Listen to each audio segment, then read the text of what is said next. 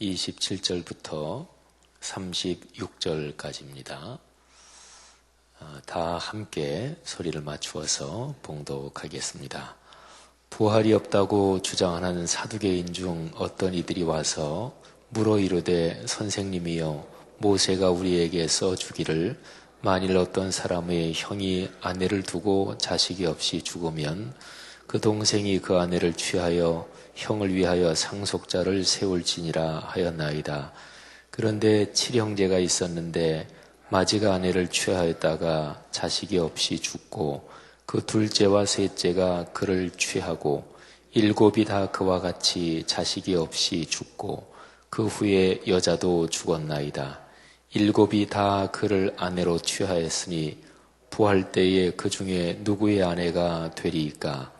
예수께서 이르시되 이 세상의 자녀들은 장가도 가고 시집도 가되 저 세상과 및 죽은 자 가운데서 부활함을 얻기에 합당히 여김을 받은 자들은 장가 가고 시집 가는 일이 없으며 그들은 다시 죽을 수도 없나니 이는 천사와 동등이요 부활의 자녀로서 하나님의 자녀임이라. 아멘. 9월 한 달 주님의 은혜가 가득하기를 축복합니다. 또 가을에 환절기에 건강하시기를 축복합니다. 또 기도하시는 이런저런 제목들, 오늘이 9월 초하루지요. 9월 말일까지 한 달 동안 명백하게 기도에 응답이 오고 좋은 소식이 오고 또 하려던 일이 잘 풀리고 그래서 성취되는 축복이 여러분과 또 여기저기 흩어져 사는 자녀들 가정 또 여러분과 관계되어 있는 그런 분들에게 넉넉하게 일어나기를 주의 이름으로 축원합니다. 신앙생활에서 참 중요한 것, 이렇게 저렇게 여러 가지로 표현할 수 있지만 사실은 우리가 부르는 찬송 또 우리가 보통 그리스도인으로서 쓰는 언어 거기에 다 담겨 있습니다. 오늘 권사님들 참 아름다운 찬양 해주셨어요. 참 좋은 찬양입니다. 언제 들어도 은혜롭고 근데 그 찬양 가사 가운데 주님만을 사랑합니다. 주님만을 따라갑니다. 그래서 주님만으로 만족합니다. 이런 가사가 있잖아요.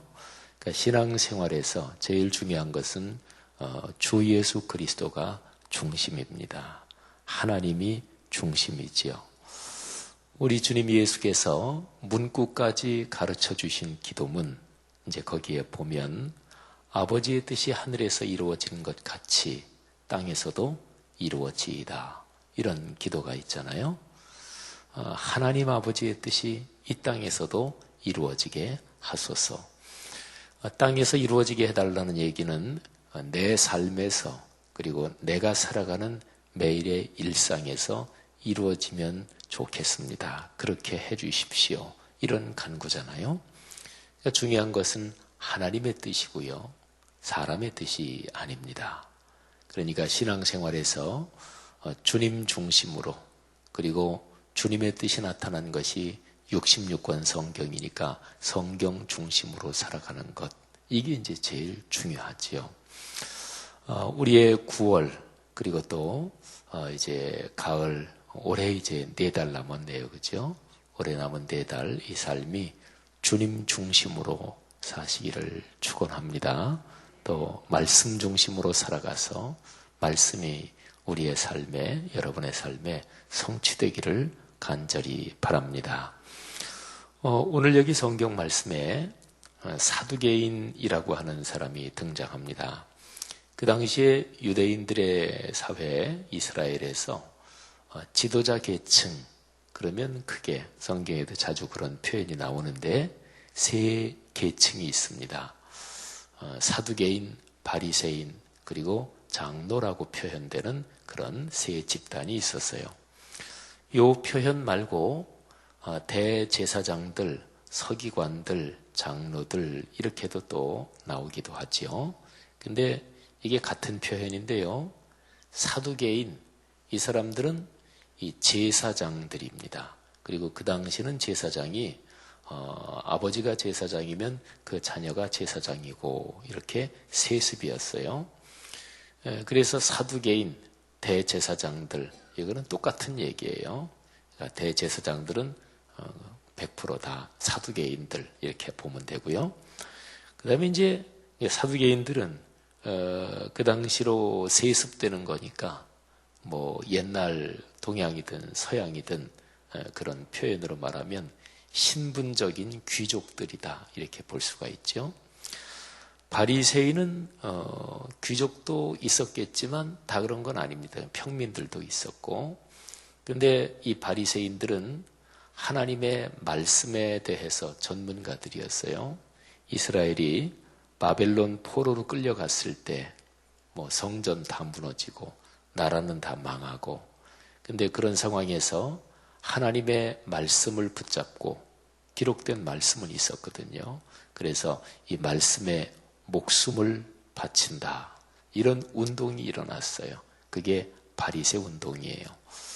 근데 신약 성경에서는 예수님한테 바리새인들이 가식적이고 외식적이고 권위주의적이고 이래가지고 노량 예수님한테 혼나는 사람들로 나오죠.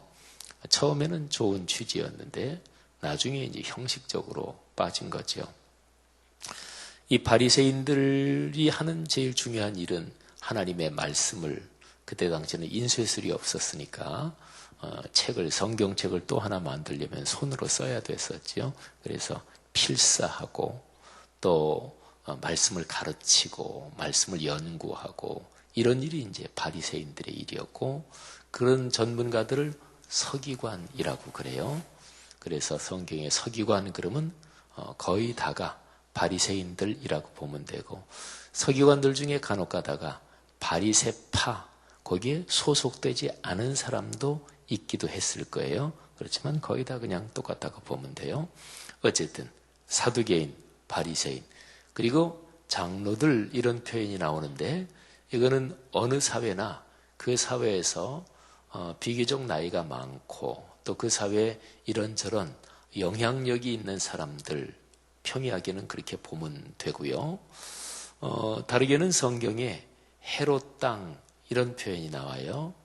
그거는 그 당시에 이스라엘을 통치하고 있었던 가문이 헤롯 왕가거든요.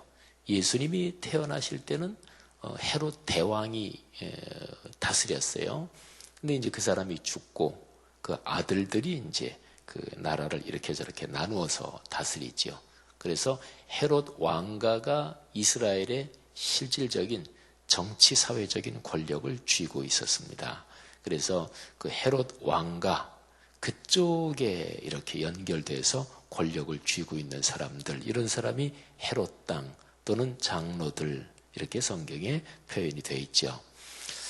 근데 이 사람들이 다 친하지는 않아요. 친하지는 않습니다. 특히 바리새인들은 헤롯 땅과는 사이가 안 좋았습니다. 왜냐하면 헤롯 땅은 정치 권력자들이니까 로마하고 친할 거 아니겠어요? 그리고 세금 걷어서 로마로 보내고 뭐 등등 다 헤롯 정치 리더들이 했겠지요. 근데 바리새인들은 세금을 내는 이것을 하나님께 대한 신앙적인 배도라고 봤습니다. 사실은 이 바리새파 하는 운동에 있는 사람들은 하나님을 위해서 목숨을 바치고 실제로 독립군들이 거기에 꽤 있었고요. 헤롯 땅과는 사이가 아주 안 좋았어요. 근데 성경에 보면 이 바리새인들이 헤롯 땅과 사이가 안 좋아요. 근데 이 두 파가 손을 잡습니다. 목적은 저 예수를 좀 제거해야 되겠다 이래가지고. 그러니까 그거를 보면 이 바리새인들의 신앙이 진실하지 않다, 이런 걸 알 수가 있지요. 자기들 딴에는 무지무지하게 진실하고 우리는 신앙을 위해서 목숨을 바친다. 근데 가만히 보니까 아니에요. 자기들이 하나님의 말씀이 최고다 하지만 하나님의 말씀보다 더 높이 있는 게 있는데 우리 집단 권력이 이게 침범받으면 안 된다. 이게 더 중요했던 거예요. 그러니까 신앙적으로 헤롯 땅 이쪽은 배도자들이다, 배교자들이다. 근데 손을 잡잖아요. 왜? 저 예수란 자를 제거하기 위해서. 그러니까 우리의 신앙에도 그런 게 많아요. 신앙이 굉장히 좋은 사람 같은데 근데 사실은 보면 아니야. 이런 게 많습니다. 그 다음에 사두개인들은 헤롯 땅과는 원래 친했어요. 왜냐하면 사두개인들의 주 임무가 성전 제사를 관장하는 일이었거든요. 성전은 예루살렘에 있지요. 예루살렘은 이스라엘의 수도, 중심 도시잖아요. 거기에서 성전 제사, 말하자면 제도권을 관리하는 일이지요. 옛날이나 지금이나 모든 종교는 그와 다 비슷해요. 그래서 우리 한국에서도 대형 교회 목회자들은 대개 여당하고 친해요. 그죠? 여당하고 친하고, 또 기독교 신앙으로 보면 아유 저렇게 그냥 맨날 여당 편만 들면 되나 이렇게 생각이 되는데 의례 그렇거든요. 이 제도라는 게 원래 그래요. 그래서 사두개인들은 헤롯 땅과 원래 친하고 로마 당국과도 친합니다. 안 그래가지고는 그 제도가 그게 유지될 수가 없겠지요. 예를 들어서 뭐 독립운동을 하고 저항을 하고 그러면 로마 당국이 성전 제사 제도 그거 가만 놔두겠어요? 그냥 없애버리든지 그러지. 그러니까 제도라는 게 이제 원래 그런 특성 또는 그런 약점이 존재합니다. 그래서 제도 안에 있으면서 진리에 충실한다. 진리가 제일 높은 기준에 있다. 이게 사실은 쉽지 않아요. 그러니까 오늘날도 마찬가지예요. 교단, 교계, 제도 안에서 목사로 살아가는 거, 장로로 살아가는 거, 또는 지도자로 살아가는 게 내가 진리에만 충실한다. 이렇게 하기가 사실은 쉽지 않은 점이 있는 거예요. 어쨌든요. 그리고 이제 오늘 이 말씀하고 연결되는 게 사두개인하고 바리새인하고 이 두 사람은 다 신앙적인 지도자들이죠. 사두개인들은 제사를 관장하는 성전 제사의 그런 영적 리더들이고, 그리고 바리새인들은 기록된 말씀의 영적 리더들이란 말이죠. 근데 이 두 사람들이 뭐 다 같이 영적 리더들이니까 뭐 가깝고 그랬지만 교리적으로 다른 게 있었어요. 말하자면 이스라엘의 하나님 신앙이 쭉 내려오는데 그 중에서 파가 다른 거죠. 사두개파, 바리새파. 근데 이 사두개파 사람들은 부활을 믿지 않았습니다. 근데 이거는 뭐 쭉 내려오는 전통이 있어요.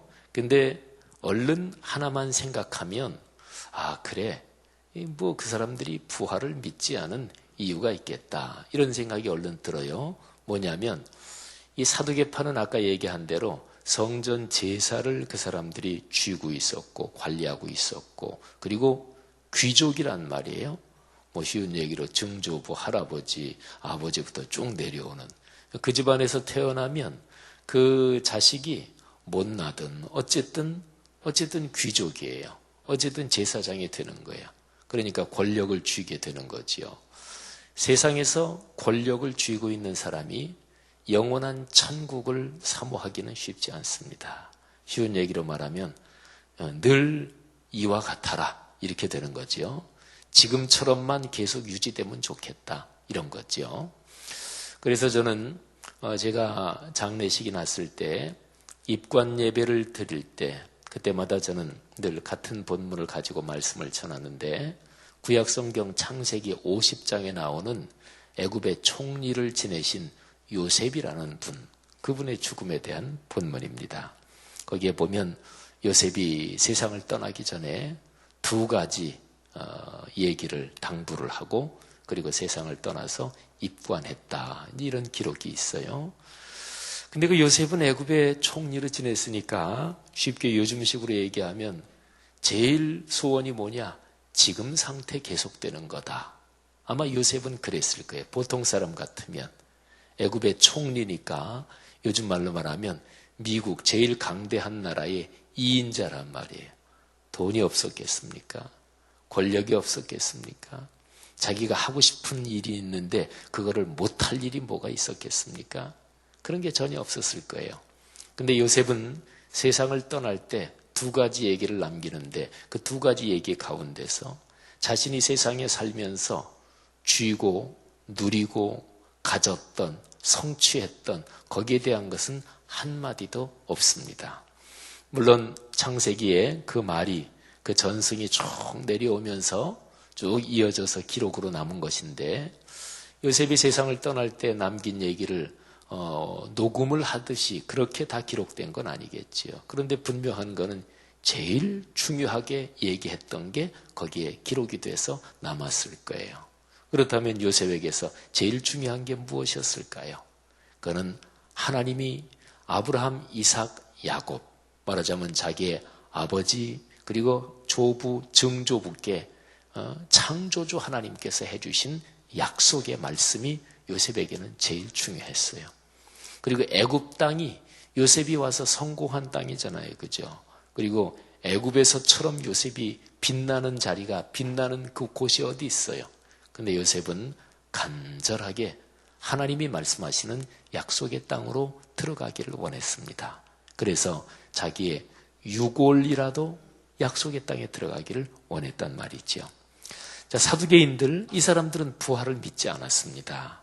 세상에서 누릴 거 누구보다 많이 누리는데 저 세상이 그렇게 간절하겠어요. 그렇죠? 여러분, 이 사두개인들이 예수님한테 와서 질문하는 거예요. 이들 생각으로는 굉장히 정교한 논리입니다. 그러니까 부활이 없다.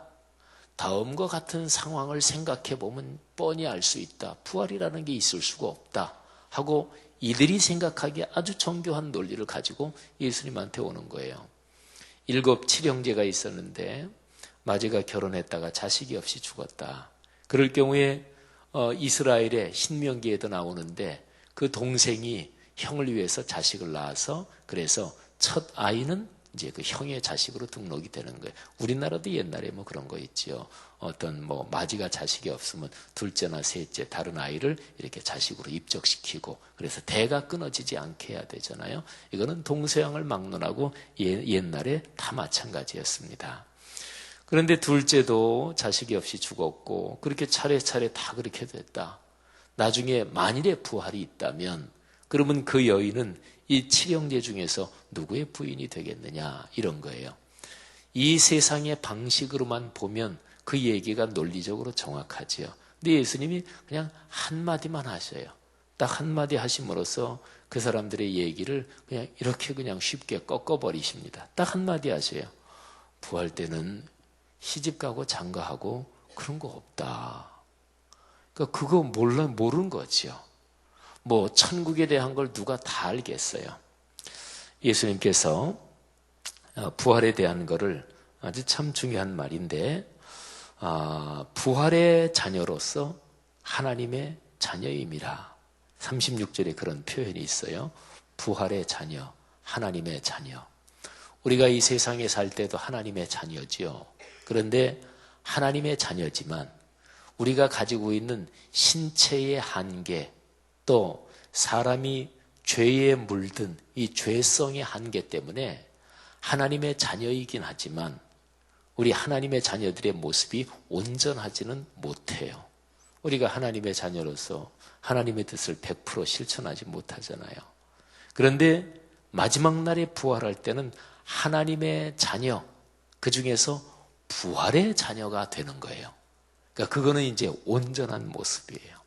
성도 여러분, 부활의 자녀로서 하나님의 자녀, 이 귀한 축복 마음속에 꼭 끌어안으시기를 축원합니다. 그러니까 우린 지금 하나님의 자녀지만 근데 아직까지 부활체를 입은 자녀는 아니잖아요. 그죠? 근데 마지막 날에 영원한 그 시간에는 우리는 부활체가 돼요. 그 부활체를 이 지상에 사는 사람 중에서 한 사람 경험한 사람이 있어요. 경험했던 분이 있어요. 그분이 누구냐? 예수 그리스도예요. 예수 그리스도가 십자가에 달려 돌아가셨다가 사흘 만에 부활하셨죠. 그분의 모습이 바로 부활체입니다. 우리 모두 다 마지막 그 시간에는 다 그렇게 부활의 몸을 입을 거예요. 그래서 하나님의 자녀면서 동시에 이제 부활의 자녀, 부활체가 되는 거죠. 부활체는 지금 현재 신체를 입고 있는 것처럼 시집가고 장가하고 그런 게 아니다. 근데 사두개인들은 그걸 몰랐기 때문에 아주 정교하게 자기들의 논리적인 그 얘기를 아주 대단하다고 생각을 하고 있었죠. 오늘 이 말씀에서 우리가 여러 가지 교훈을 받을 수 있겠지만 그 중에 이런 거 한 가지만 생각을 해보십시오. 여러분, 우리가 알고 있는 신앙적 지식은 완전하지 않습니다. 특별히 우리 신앙인들이 바라고 소원하는 것이 영원한 나라요, 영생이요, 천국이요, 그리고 그 모든 것을 주관하시는 하나님의 뜻이요, 그리고 하나님의 기준인데 그거를 우리가 다 아는 게 아니에요. 그래서 기독교 역사에서 보면 기독교 교회에 해를 끼치고 그리고 하나님의 교회를 허무는 사람들이 있는데 그 사람들이 커다랗게는 둘이에요. 하나는 외부에서 오는 박해, 그리고 또 하나는 내부에서 신앙이 독선적으로 굳어진 지도자들, 이렇게 되는 거예요. 외부의 박해로 교회가 그것만으로 어렵지 않습니다. 언제나 내부에서 문제가 생겨요. 내부의 문제 중에서 제일 대표적인 게 그게 이단이에요. 근데 이단 교주가 되는 사람들이 초신자가 이단 교주 될까요? 그런 일은 역사적으로 한 번도 없어요. 언제나 교회 내부에서 신앙적 지식도 많고 교회 경험도 많고 교회 지도자였는데 이단이 되는 거예요. 왜 그럴까요? 자기 나름의 고집이 생겨서 그런 거예요.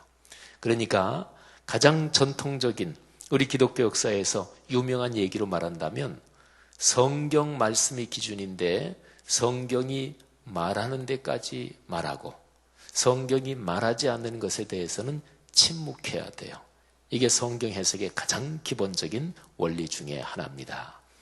근데 신앙생활을 오래 하다 보면 그리고 자기가 이렇게 저렇게 더 경험이 깊어지다 보면 이게 뭔가 자꾸 보이고 뭔가 자꾸 더 알게 되고 이게 생각이 되거든요. 그래서 성경이 말하지 않는데도 자기 나름대로 이론과 논리를 세우게 되는 거예요.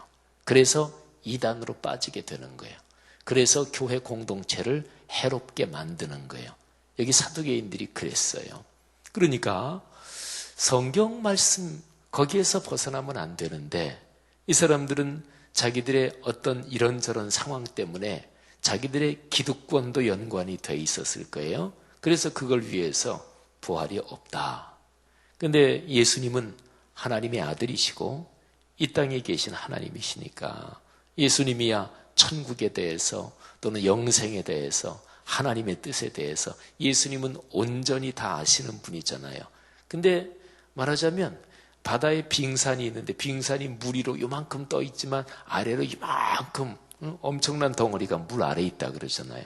그러니까 사두개인들은 요거 위에 있는 조금을 보는데 예수님이 이거를 전부 다 보신단 말이에요. 근데 요거 조금 있는 지식 가지고 자기들이 다 아는 것처럼 이렇게 저렇게 판단하고 재단하고 결정하고 또는 고집을 부리고 이러니까 예수님 보시기에는 너무 우스워 보일 수 있는 거죠.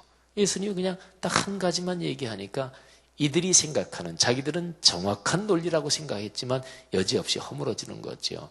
천국에서는 시집가고 장가하고 그런 거 없다. 예수님이 천국에 대해서 몇십 가지, 몇백 가지 얼마나 더 얘기하실 게 많으실까요?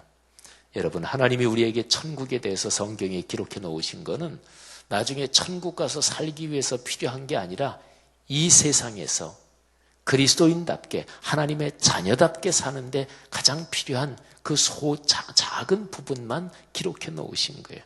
더 이상은 우리에게 필요하지 않으니까. 더 이상 필요하고 더 이상 욕심 부리는 사람은 분명히 잘못 나가는 거예요. 성도 여러분, 오늘 말씀을 통해서 우리가 받을 교훈은 무엇입니까? 신앙생활에서는 내가 아는 부분에 대해서 성경에 기록된 건강한 성경 지식, 그거 끌어안고 살아가는 거죠. 아는 부분에 대해서 이해할 거는 이해하고 아니요 할 것은 아니요 하고 이에서 더 나가는 것은 죄다, 악이다. 사도 바울도 성령의 감동으로 그렇게 말씀하셨지요. 성도 여러분들이요. 그래서 신앙에서 참 중요한 게 겸허, 겸손, 이게 중요한 거예요. 또 신앙생활에서 참 중요한 게 소박하다는 게 아주 중요한 거예요. 성도 여러분들이요, 그리스도인으로서 하나님의 자녀로서 인생길을 계속 걸어가면서 교만에 빠지지 않도록 자기 자신을 늘 경계하고 겸허하고 소박한 신앙을 가지고 말씀 중심의 신앙을 가지는 그런 축복이 있기를 바랍니다. 여러분, 이 9월부터 시작되는 이제 올해 남은 4개월 또 이 가을에 하나님의 거룩한 말씀에서 겸손을 배우고 또 다른 사람을 존중하는 것을 배우고 포용하는 것을 배우는 귀한 복이 있기를 주의 이름으로 축원합니다.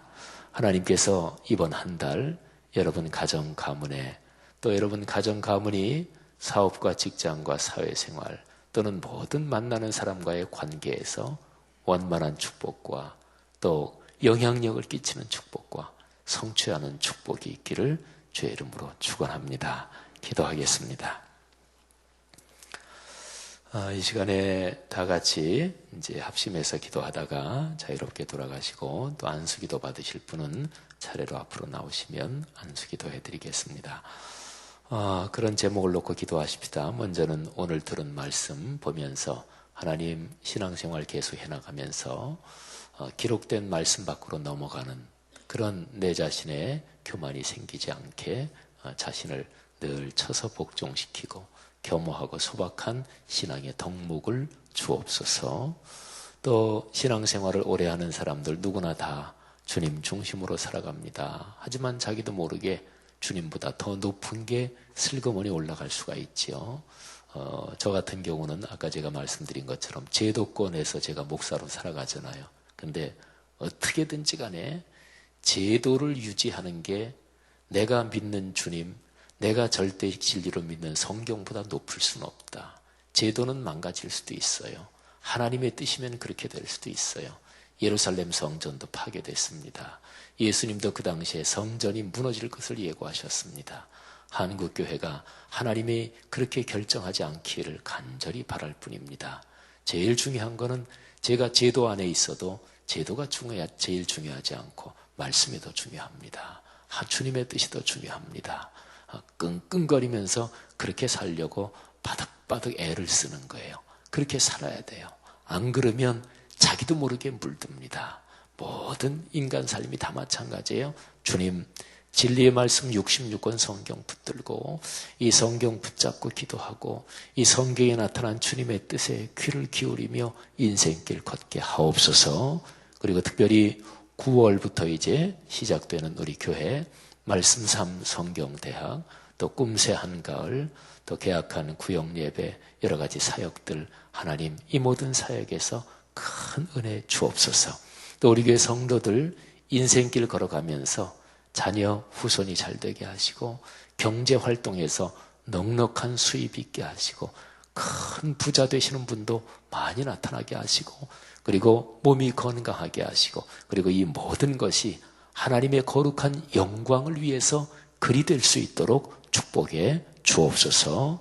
우리 다 같이 통성으로 자유롭게 기도하시다가 돌아가시고 기도 받으실 분은 앞으로 나오시면 되겠습니다. 기도합니다. 하나님 아버지 은혜를 진심으로 감사합니다. 오늘 귀한 말씀을 통해서 다시 한번 우리를 권면하시고 우리를 축복하심을 감사합니다. 하나님 아버지 주의 거룩한 진리의 말씀만이 삶의 최고 지표가 되게 하시고 절대 기준이 되도록 늘 여기에서 흔들리지 않게 도와주옵소서. 아버지 하나님 이끌어 주시기를 원합니다. 우리 성도들을 축복하시며 9월 한 달 동안의 삶에서 아버지의 뜻이 이루어지게 하시고 말씀이 성취되는 것 눈으로 목도하고 체험하게 도와주옵소서. 성도들의 아들, 딸, 손녀, 손자 또 후손들을 축복해 주옵소서. 직장 생활을 축복해 주시고 또 자녀들 다 출가시키고 이런저런 경제적으로 안정되는 거 하나님 직장 생활과 미스 매치되지 않도록 이끌어 주옵소서. 오 주여 성도들의 사업, 가게, 공장 또 모든 영업 활동 축복해 주옵소서. 좋은 실적이 있게 하시고 또 많은 수입이 있게 하시고 하나님 그 사업을 통해 주님의 영광을 드러내게 하옵소서. 병으로 고통받는 성도들이 있습니다. 암을 비롯한 여러 가지 중병으로 투병하는 성도들이 있습니다. 긍휼히 여기사 낫게 해주시고 의학적인 치료 효과가 충분하게 하시고 마음과 영혼이 강하게 하시며 주의 은총의 손길이 안수해 주옵소서. 오 주여 취업과 또 결혼과 출산과 삶에서 해결해야 될 이런저런 여러 가지 문제들 놓고 아버지 앞에 기도하오니 주님께서 응답하시기를 간절히 원합니다. 주여 감사합니다. 축복하옵소서.